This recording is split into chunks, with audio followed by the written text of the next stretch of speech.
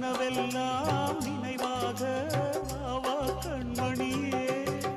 வீசும் காற்றில் பூசாயானே உன்னை எங்கோ மனம் பேச உள்ளம் நொந்தேனே நாம் ஒன்று சேரும் திருநாளும் உருவாகும் ஜென்மங்கள் ஏழேழும் நாம் வாழ்வதை தடுத்திட முடியாது ஆவாயுடன் நிலவே விண்ணிலவே என் வாழ்வே